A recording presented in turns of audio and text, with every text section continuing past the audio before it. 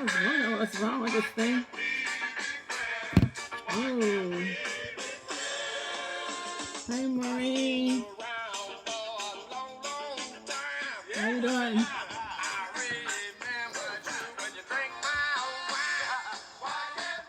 Why can't we be friends? Old song by a group called War. Well, it's been a little while, people. Haven't been with you in a while. I missed you guys. Had to get on tonight for a little bit. Don't want to lose my audience. We're back at it. Had a great conference a couple of weeks ago. Fashion Media People. It was great. It was awesome. But it whipped my butt. I had to take a minute to rest up a little bit. And then I'm back at it again. I got some new assignments coming up. But anyway, it's Monday. It's BFF Moment Monday. Y'all got to get your shirt. Get your BFF shirt. You can get it in black with hot pink. And this is not a round, it's a V-neck. And then I have them in white and hot pink. I have only a few in the black left, mostly large. And I have quite a few in the white, medium large, and extra large. And they're $20. And they come in this nice package that the vendor that I'm using, he puts it in a nice package. You can inbox me, get your BFF shirt at the BFF next year, 2020, February 29th, 2020. We're going to be rolling. We're going to be rocking in our BFF shirt. I think I want to kind of dress down this year. Have everybody, as many people as possible, get a BFF shirt. Get one for your BFF in jeans. We're going back to the Town and County Club, 22 Woodland Street. And so far I have one of my keynote speakers, Apostle, Prophet, Pastor Bola Adelani. The Lord is really, really doing great things. She just came back from her Destiny conference in Washington, D.C. She attended the BFF this past February. This was the first time she attended, and she had a great time. And at that time, the Lord spoke to me and asked her if she would be one of our speakers for 2020, and she agreed. So I'm excited about that. But I also am looking for a male. I've been praying about a male to add on the dais this year. Have three in my mind. I have three in my mind. I'm not going to say who they are, but they're all anointed men of God. And I kind of want to have a man because I want to kind of expand. We usually have a lot of women. We have a few men sparse, sprinkled in there. But I really want to encourage more men to be a part of our Building Fruitful Friendship Valentine event. It's actually after Valentine's Day, but we always kind of link it to Valentine's Day because it kind of falls within that month. And it's all about building friendships. It's always about building partnerships, networking, finding people that you can team up with. Maybe finding a coach or a mentor, somebody that can help you in your business, can help you in your ministry, to help you find your purpose. Somebody that you can tap into them for some coaching advice and some strategy sessions. And so that's why I kind of want to expand it to men and get a little more men involved. So again, the BFF in 2020 is going to be on February the 29th. That's the last Saturday in February next year. Again, I hope to have as many of these shirts available for purchase. I might even wrap the cost of the ticket with the shirt this year, so it'll be a package deal, or you can just purchase the shirt from me separately because I'll have a table to do that. But I'm hoping to come up with a package deal so you can get your shirt and your ticket at the same time, and I think that will be great. I put out this morning that I'm looking for vendors. I want to get my vendors kind of locked in early. I usually only have about 4 vendors, so I'd like to get them kind of locked in early. So one person responded already this morning, And so I hope to hear from a few more people. We like some varieties of vendors. But now, let me get to my point. What we're going to talk about tonight, we're going to talk about why some friendships end. This is part 3 of a series called Why Are So Many Christians Bad at Friendship? That seems almost like an oxymoron, that you would find great friends in the church, in the house of God. But as I've been studying this 4-part series, we find out that that's not always true. Sometimes Christians don't make the best friends. One of the reasons is because friendship is not one of those things that are really taught in the church. That's not really a priority. Mostly the priority in the church is generated by the individuals that are members of the church. And the individuals that are in the church are more concerned about family, more concerned about singles, more concerned about dating, more concerned about marriage, more concerned about parenting. Very little concern about actually making friends. And when is the last time your pastor talked to you about the value of making friends and about friendship? Not very often, because that's not the priority for most churches. As I said, it's about living single, dating, and then after dating, it's marriage, how to make a good marriage, how to be a good husband, how to be a good wife.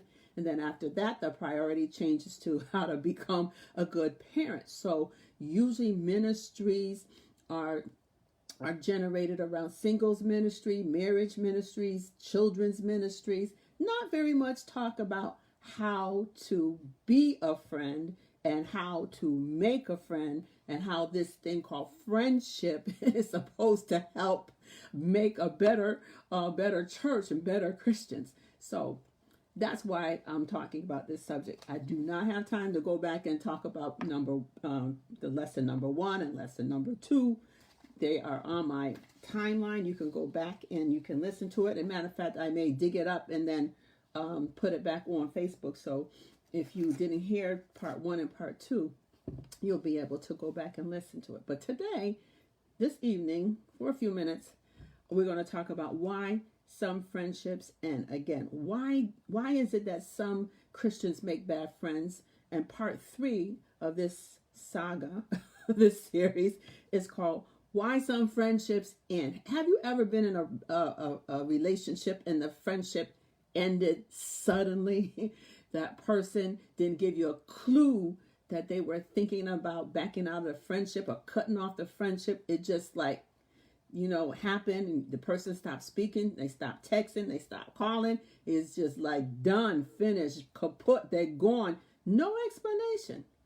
Well, maybe tonight is your night. Maybe I can help you with, reasons why that could happen. I mean, it's happened to me, okay? And I thought that I would make a pretty good friend, but I guess in one person's perception, I must not have made a good friend because they just cut me off. And I never, I don't think I did anything to them, but you never know. So let's talk about this tonight. Friendships can come to an end, and we know that. They sometimes conclude quietly, with both parties coming to a graceful understanding of what's taken place. Final pleasantries are cordially exchanged as if a peace treaty was being signed. But other times they can end abruptly after a heated conversation or in a slow death through a series of passive, aggressive, and wounding exchanges. But regardless of how a friendship ends, it's a process most of us aren't well prepared for. I can say amen to that. It can be jarring and it can be very difficult to swallow. The aftermath can be unsettling as questions fill our minds. What happened? Whose fault was it? We vacillate between blame shifting and self-condemnation while digital albums, wedding pictures, and even yearbooks, texts, trips that we took together constantly remind us of what was and what could have been. So why do friendships fall apart? Anybody want to take a guess? Why do they come to an end? Glad you asked. Some friendships fall apart because of a defining moment. There was a moment when one friend deeply hurt the other, and the relationship just never recovered. Other friendships fell apart because of habits. Well, I can really see how this could happen. One person had a habit of not communicating or listening, and the lopsided friendship eventually capsized. Others fall apart because of a decision. One person made a decision to quit on the relationship. Did you ever have that happen? Happened to me. Person just decided to quit on our friendship. He or she decides to cut the other person out of his or her life. As I said before, sometimes no explanation. They stop calling, they stop texting, kaput, done, over and out. They're gone. You don't even know why. These scenarios are tragic. They're also very common. Most importantly, they're clear cut. We know who to assign blame and who to hold responsible. However, I wonder if there are other unexpected contributing factors we should consider for why friendships end. Here's a short list of what I believe may be a few of them. Number one, the fluid, fluid, that means flowing, nature of human relationships. Best friends forever. That's what I used to call the BFF. The first 10 years that I was doing the BFF, it was always about best friends forever. And then last year, or not last year, in February of this year, a kind of a light bulb kind of went off in my mind, and felt like the Spirit of the Lord was saying, let's change that best friends forever, because the truth of the matter is sometimes best friends don't last forever. So I changed the BFF acronym to Building Fruitful Friendships. And I think that it's more fitting when we talk about the fluidity of friendship. I'm going somewhere with that. The fluidity of friendship. Building fruitful friendships versus best friends forever. Best friends forever is an interesting concept, isn't it? You would wish that your friendships that you establish would, go on forever and ever. It's an invention that reveals the human desire for consistency or constancy. We want lasting human relationships that go the distance, don't we? But this also carries an assumption or an expectation and a projection for hope. How human relationships work, namely that they're fixed and unchanging in nature. That's how we want to think about BFFs, that the relationship is fixed, it's constant, it's not ever going to change. But are human relationships really fixed? Do they really never change? Don't human relationships continually experience change? What about yours? Have your relationships with the people that you grew up with or went to college with, when you were younger, a younger single person, or maybe a younger married couple, did any of your relationships with the other married couples change? Don't human relationships continually experience change? Take the example of marriage, which the biblical worldview presents as a melding of two lives together. The two shall become one flesh. On the one hand, the relationship is positively fixed. It's a marriage. But the relationship itself, the marriage, is progressively fluid. If you've ever been married, you know that the relationship at the beginning is not the relationship you have in the middle, and it's showing the relationship you have at the end. It's fluid. There are good seasons. Come on, watch this. There are bad seasons. There's some, in between, because married couples are continually adjusting. They're continually changing. They're changing in age. They're changing in style. They're changing in content, things that they have experienced. They're changing. It's fluid.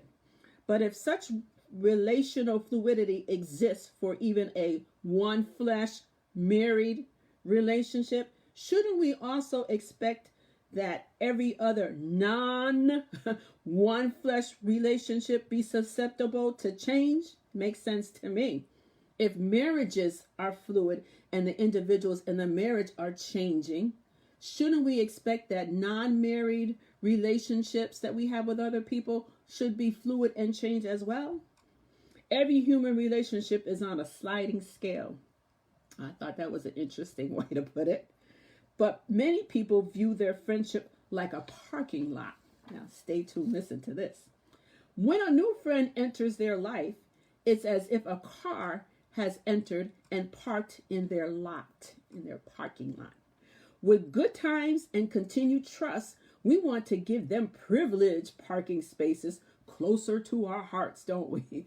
But should they choose to leave the parking lot, it's nothing short of betrayal and abandonment. Can I get an amen out there? Once parked, always parked? But maybe human relationships are a lot like the freeway. I'm riding on a freeway. Y'all know this. Everyone is moving forward as life progresses. And there are various lanes of relationships. Different seasons present opportunities for different people to switch over into closer lanes, whereas others switch out of our lane. It's not always personal. It's just the fluid nature of human relationships. Did you all get that? Because I thought that was good.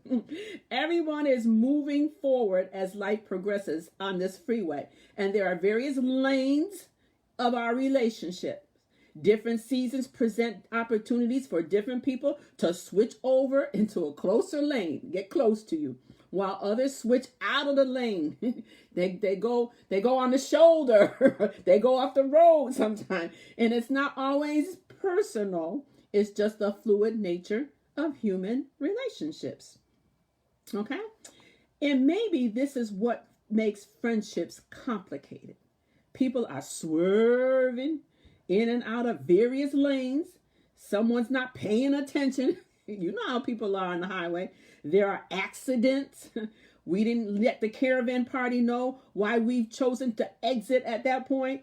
And some people have bad relationship records. Certainly, friendships shouldn't be flaky, because I don't know about you. I don't like flaky people, and I definitely don't like flaky friends. But no relationship can avoid the natural challenges of fluidity. Okay? Number 2, the added challenge of modernization. I'm going to try to say it like that. Just the challenges in this modern climate in which we live, these modern times. That's another challenge. Life looked different for people a little over a century ago. People were more location bound. People stayed in one location forever, it seemed like. They spent their life in the city or town they were born in. They married one of the few eligible persons they knew and do the work their parents did. Not saying life was a walk in the park, but things were simpler in many ways. We know our parents and our grandparents were like that. We lived in the same town forever. Till death do we die. Married somebody that, they found in the town, could have been somebody they went to high school with, maybe somebody they work with, and they stayed in that same environment. Okay, because that's what life was like back in the day. But as you could imagine, this naturally produced certain social advantages. People were more rooted. Friendships couldn't help but be forged and melded together. And they'd often be, if not have to be, friends for life or friendships for life. Back in the day, our parents had the same friends that grew up in the neighborhood, that grew up in the hood, that grew up in the city or the town. And that's just the way it was, because everybody just stayed put. They stayed rooted in that same area.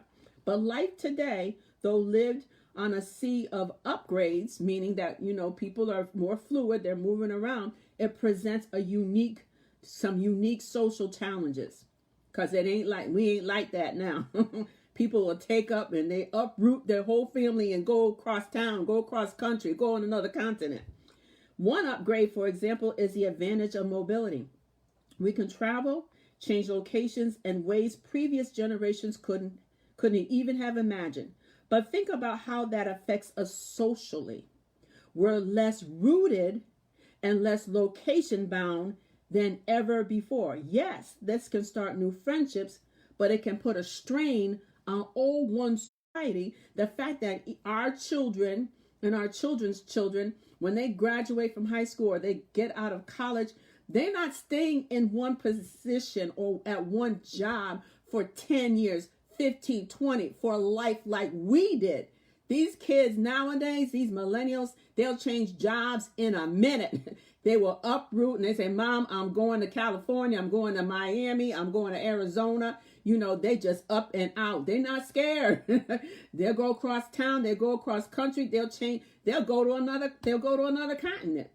That's how fluid and how mobile these children are. This generation is today.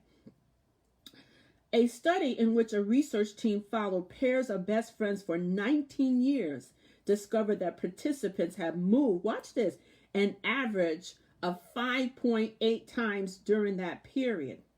Andrew Ledbetter, an associate professor of communication studies at Texas Christian University, who led the research, commented, I think that's just kind of a part of life in the very mobile and high level transportation and communication technology society that we have. We don't think about how that's damaging the social fabric of our lives. It's damaging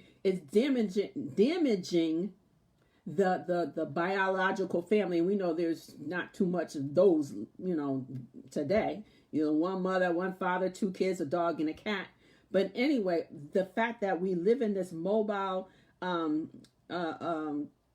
society, it's really causing a lot of stress. It causes stress on our children when their parents are moving constantly. They talk about moving 5.8 times. Can you imagine how the effect it would have on younger children, especially teenage children, because they kind of get rooted, in a certain routine, and they like to be with their friends because they're doing sports together and this and that and the other. They don't like to be uprooted and have to make new friends. It's kind of difficult when they get to be that age. Speaking of communication technology, the digital revolution has enabled us to stay connected to anyone we want. Yet the average person also prefers, watch this, to text. Watch this. The average person prefers to text than engage in a phone conversation. Now, I don't know how it is in your house, but in my house, with my family, that texting gets on my daggone nerve. Sometimes I have to tell my son, don't text me. You better pick up, if you want to talk to me, you better pick up that phone and call me. I tell my brother, my sister, as we've gotten so impersonal. All we want to do is use these fingers. We don't want to get on the telly and talk to somebody on the other end of the phone. We're paradoxically more connected than ever while being less connected than ever. See, we think we're making connections, but we're really not. We're not connected. We're not really communicating. We're not all in. Come on, somebody.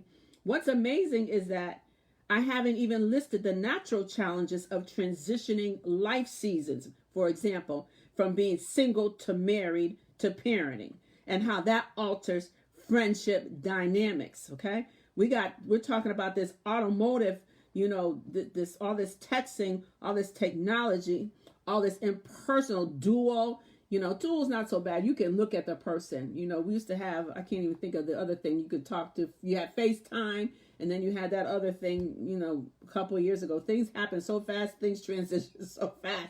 But the texting, gets on. One of the things, and I shouldn't even say this, because I might get in trouble with my daughter-in-law. Also, I'll put it on my son. Okay, he'll text me and say, he'll text me and ask me if I can keep the children. And most of the time, I just ignore him, because I'm not going to answer a text about me keeping your children.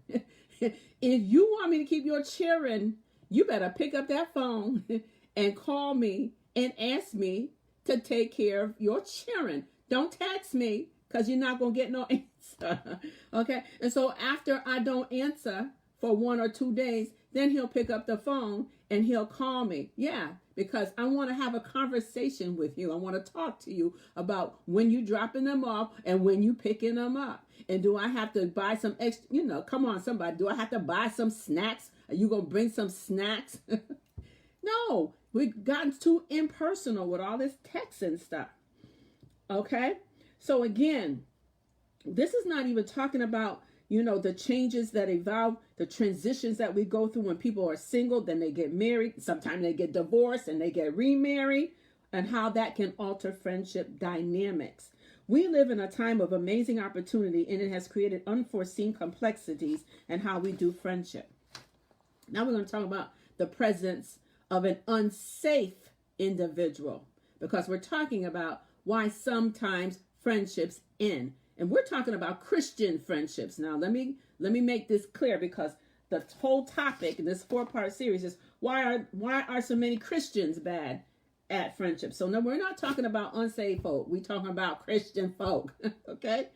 So we're talking about the presence of an unsafe individual. Do you realize that even in the body of Christ, there can be some people that are unsafe? Hello, somebody. I'm going to give y'all, that's a Selah. I'm going to just let y'all think a minute. Okay. Even in the church, in the house of God, there can be some unsafe people. Hello, somebody. We don't have to be relationship experts to know that every friendship will have its share of problems, even in the church, because I already told you, I prefaced this by saying we don't teach about friendship and about the importance of making friends in the church, because we have other priorities. We're teaching about salvation and discipleship. Then we're teaching, the single women and men how to stay saved and single. We're teaching the married women and men how to stay married, how to get along, how to communicate. Then we're teaching the mothers that are having babies how to take care of them. We're not talking about how to be friends, how to get along in the choir, how to get along in a missionary circle or auxiliary, or on the deacon board. Y'all ain't saying nothing. Or in the women's ministry. Come on, somebody. Even among the preachers. Okay, let me move off of that. However, while it's one thing to deal with friendship problems, it's another thing to deal with a problematic friend. Yes, you can have a friend in the church that's problematic. See, issues can often be resolved when friends mutually participate in the uncomfortable but sometimes necessary process of honest conversation. When we're able to have conversations like, you hurt me and I'm sorry, most, if not all, problems can be solved. Did you all hear what I said? You hurt me. If you are free and honest and you're able to tell that person, look, you stepped on my toes, you hurt my feelings, and if that person can say, oh, I'm sorry, I didn't mean it, if you can make up, that's one thing. Problem solved. But if one person in the relationship is unwilling to engage in honest conversation, he or she has become the biggest issue in the relationship. Again, I'm talking about saved folk that are supposed to what? Forgive, not be offended, apologize. Dr. Harry Cloud, in his book, Safe People, How to Find Relationships That Are Good for You and Avoid Those That Aren't, gives a list, watch this, of traits of what he calls unsafe people. We're talking about unsafe people even in the church, the house of God. Here they are. Here's a few. Unsafe people rarely apologize and own their actions. But when they do, the apology is not followed by a change of behavior. You know any of those people that are in your congregation, in your missionary circle, that they do something, they hurt you, they're rude or whatever, and they don't apologize, they really apologize. And if they do not change their behavior. Their mindset is still the same. They do the same thing over and over again. It's just like hitting somebody and saying, I'm sorry. Hitting them again and saying, I'm sorry. Hitting them again and saying, I'm sorry. I'm sorry. Well, you're not sorry because you keep hitting me. Hello? They don't change their behavior. Unsafe people blame others and work hard to assign blame to their situations instead of owning their responsibilities in the matter. Unsafe people resist the freedom associated with healthy boundaries. Instead of encouraging it, they have an unhealthy relationship with your no response and often violate boundaries. Listen, you need boundaries, even with church people, with your church sister and with your church brother. You need boundaries. You need to be able to say, you just can't roll up here on my house without calling me, bro. Or you can't, sis, you can't come up to my house without a phone call. Get it on the, no, I got some boundaries. My boundaries are call me before you roll up on me. Okay? Unsafe people influence us negatively. We often leave interactions with them feeling bad, but unsure why. Why we feeling bad? Because these people can bring out the worst in us instead of promoting and inspiring our good qualities. So if you have someone, we're calling them unsafe, that leave your interaction with them feeling bad or unsure of what they're saying, or unsure about how they feel about you, or unsure about their behavior, and if they're bringing out the worst in you, if you going back to cussing, if you going back to drinking, yeah, we got people in the church that drink, going back to smoking, joints too, yeah, because some church folks smoke joints too. Y'all play too much. Instead of promoting good qualities, then that's an unsafe person. You don't need to go back to your old bad habits, your old addictive behaviors. Unsafe people talk about others negatively. Now, this goes on a lot in the church. They talk about others, y'all know I'm telling the truth, negatively when they are not around. We can be sure that we aren't so special that we are going to be excluded from their gossip. You can think that if you're around somebody that's always talking about somebody, you can think, if you want to, that they're not talking about you. But guess what? You ain't that special. They talking about you too. How do I know? They talked about me too. Probably still talking about me to this day. Probably ain't never got over. Guess those are unsafe people. When a person assassinates another person's character, name calls, or shares private information about others, this is a sign of relationship manipulation that's common in unsafe people. You don't want to be in a situation where there's a manipulator, where there's a Jezebel, where there's somebody with a spirit of Leviathan. They manipulate your words and turn your words inside out, and then they share it with somebody else, and the next thing you know, you got everybody mad at you. That's an unsafe person. That's an unsafe person. Though every one of us may exhibit certain unsafe traits at times, even me, there are some who exhibit multiple traits consistently. There are many multifaceted, bipolar, schizophrenic people, some of them in the church. You don't know who you're getting ready to meet on certain days at certain times in your prayer meeting, in your auxiliary meeting, in your ministry. You don't know who getting ready to show up. Come on, somebody. I'll play too much. These individuals, and I'm glad Cynthia Howard is on here tonight.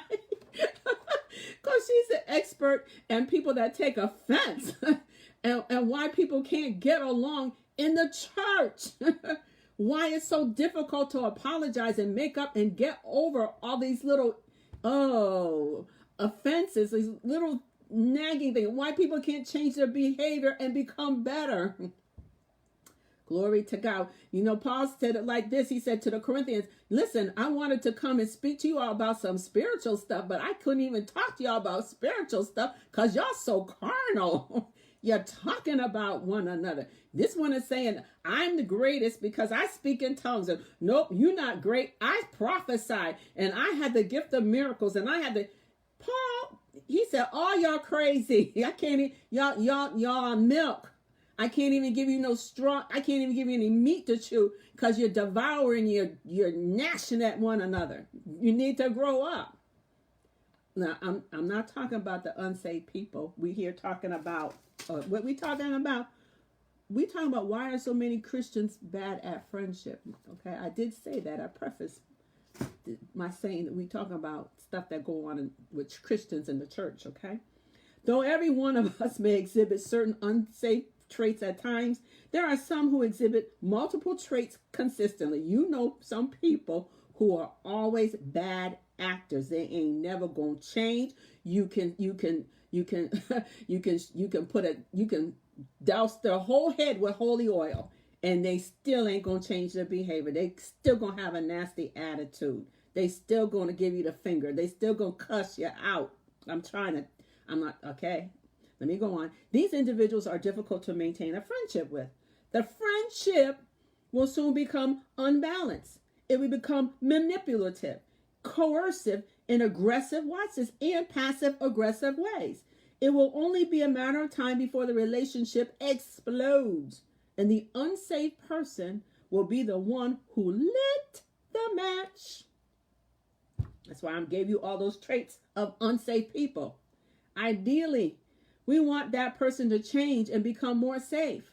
Ideally, we want to be the kind of friend that helps navigate that internal process for him or her. We want to be the good Christian. We want to be the one that helps them to behave better, to grow up in Christ. We want to do that for them. However, these factors include his or her awareness and willingness, which may be beyond the scope of our expertise. We can wish, we can hope, that people will change. That could be our utmost prayer and desire and intercession. But if that person is not willing to take responsibility and change their behavior, it ain't gonna happen. I hate to burst your bubble. That's an unsafe person. We talked about, let's see how many, 1, 2, 3, 4, 5 different types of unsafe people. Unsafe people always talking negative. Unsafe people influence us negatively. They leave interactions with, we often leave interactions with them feeling bad. Unsafe people resist the freedom associated with healthy boundaries. You got to have boundaries. You got boundaries with your children. You got to have boundaries with your Christian friends too, because sometimes they take advantage of you. Unsafe people, they don't apologize. They don't take responsibility. And they don't want to change their behavior. We would like to change them, but guess what? Only person that can change people is the person of the Holy Spirit. He's the only one that can change people. We can't do it. We don't have that. We don't have the expertise to do that. So in conclusion, friendships can conclude, they can end, and that's okay. But that doesn't mean all of the past is invalid. Even when a friendship ends, it doesn't mean that the whole friendship was invalid, that it was a bad idea, it's a bad experience as a whole. Previous seasons of friendship were real and important for that particular life season. Some people come into your life for a reason, a season, and some are lifers. Some are BFFs. We can commemorate, we can, sometimes, have happy feelings, or we look at a picture of us with them on a beach or, on a shopping trip or whatever, and we can say, oh, that was a happy time. I wonder what they're doing. I wish them well. It don't have to be all negative. Other friendships have to come to an end, largely on account of our failures. Sometimes we're the bad actor. Depending on the past and current context, it may not be too late to send over a note of apology. We can communicate. Like I said, I know at times I messed up. I know at times I speak out and say stuff that, I shouldn't have said. I'm learning. I'm learning how to apologize. I'm learning how, I get on my phone and I start texting, and I might read it over and I'm like, should I send that text?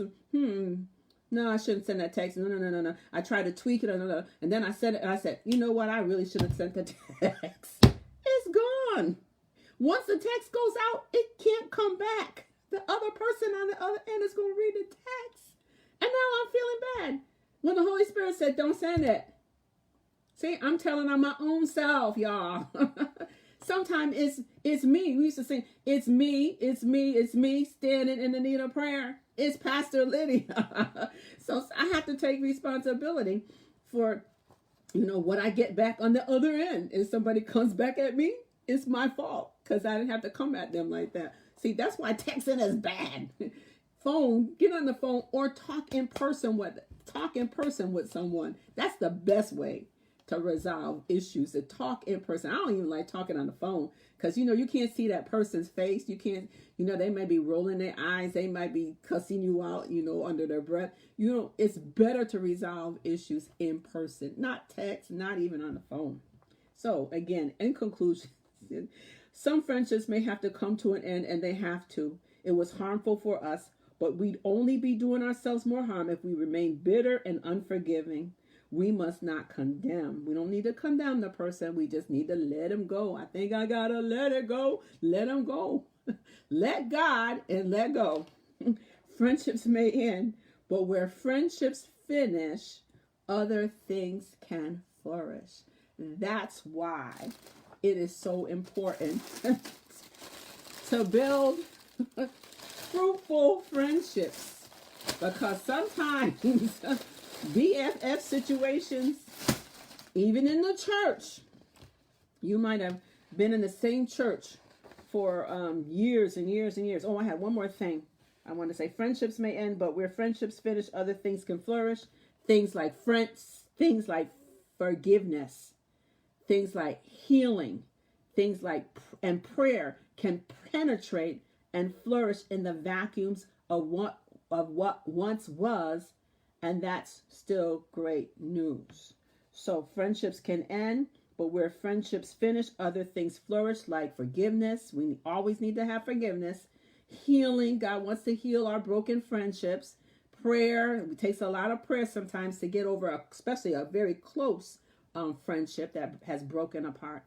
And all of this is just good news. Again, we want to, like I said, sometimes BFFs don't last forever, but we want to always be in the business of building fruitful friendships. And when we think about that word fruitful, we need to be thinking about the fruit of the Spirit, which is, the character of Christ.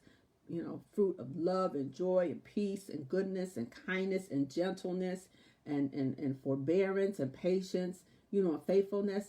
We want to be that type of person that is able to connect with people, to build one another up, to forge a relationship with someone, a fruitful, beneficial relationship. And guess what?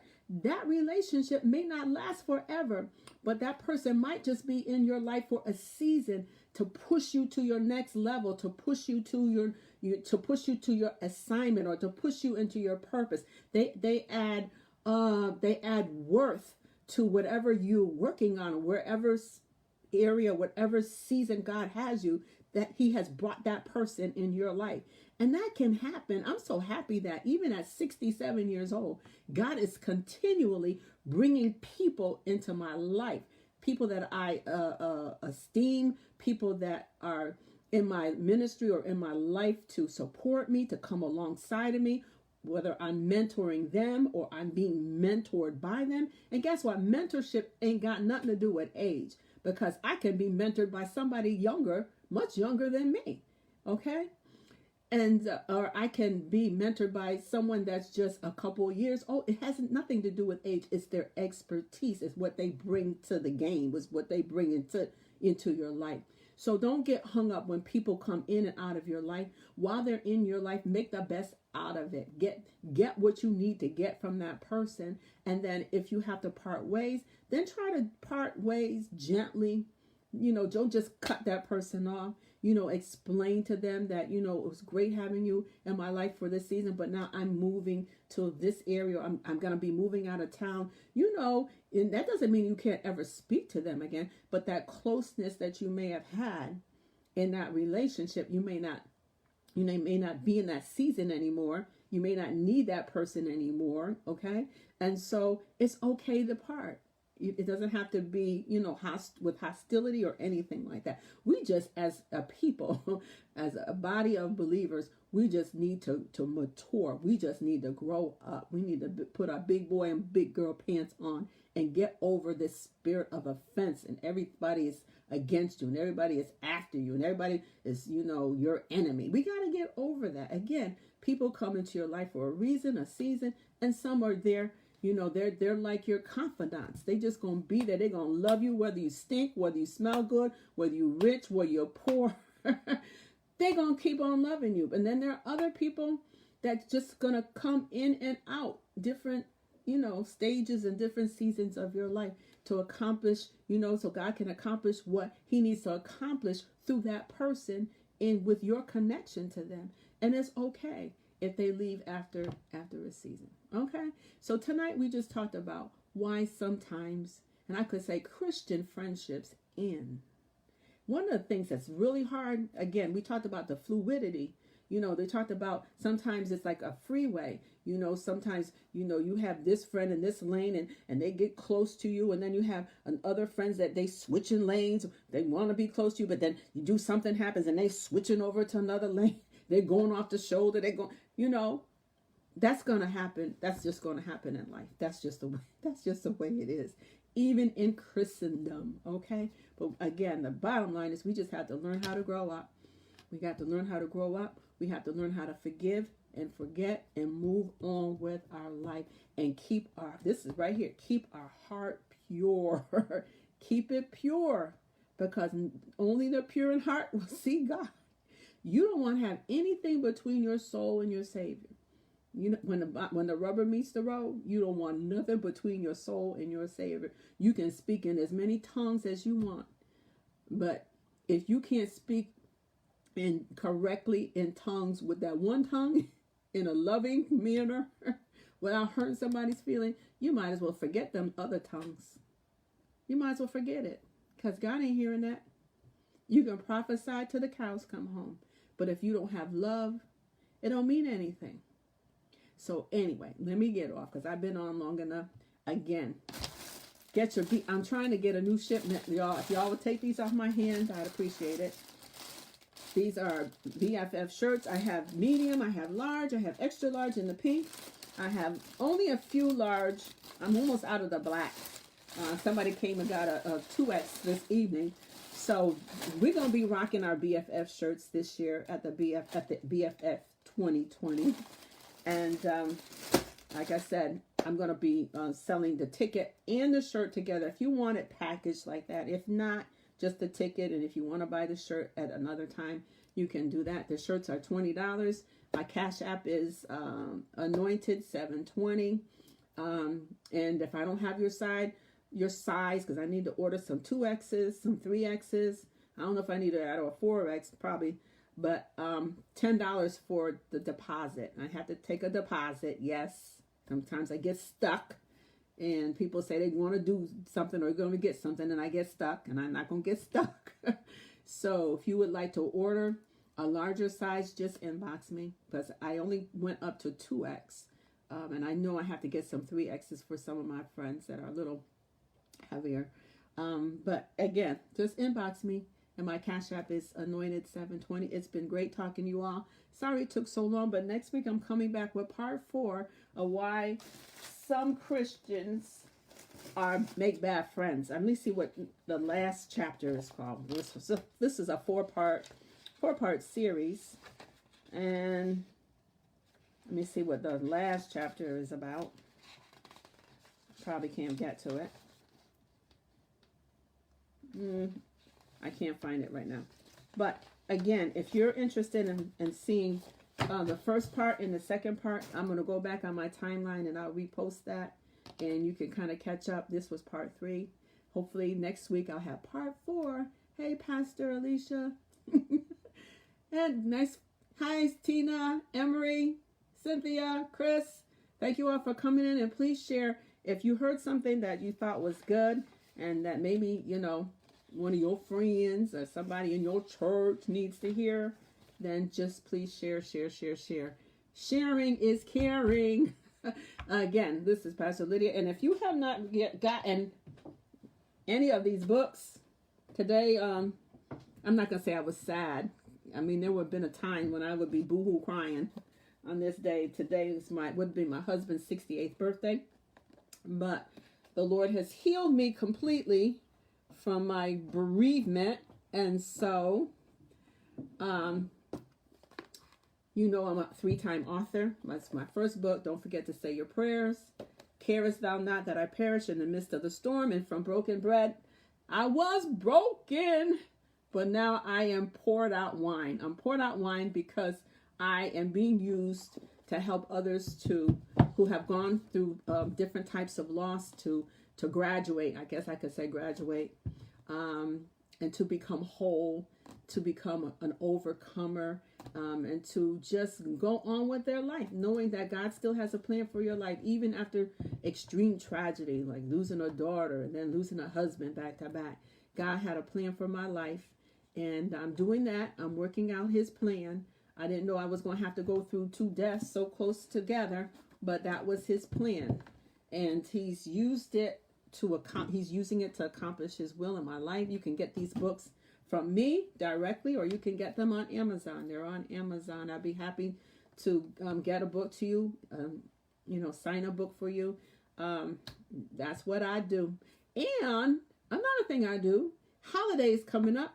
And so I posted that I will be baking pound cake, pie, apple pie, potato pie. I do ship, a little extra to ship, because I got to get about 2 boxes and I have to wrap it up, and it costs extra.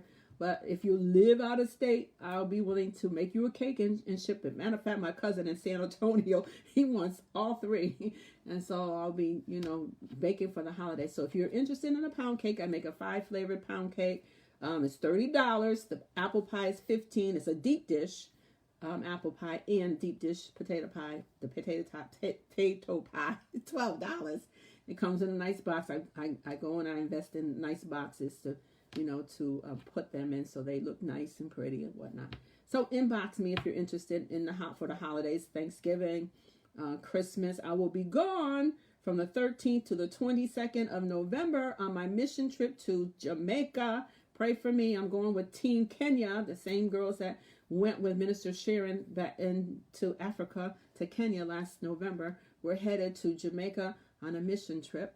And so, but when I come back, I have time to bake. So if you're interested in getting some baked goods for Thanksgiving and Christmas, inbox me early. Y'all have a blessed day. This is Pastor Lydia Ford, author, coach, mentor, spiritual mother to some, spiritual daughter to many others. And y'all have a blessed day. And please share this Facebook Live. We talked about why some friendships have to end. Amen. God bless. Bye.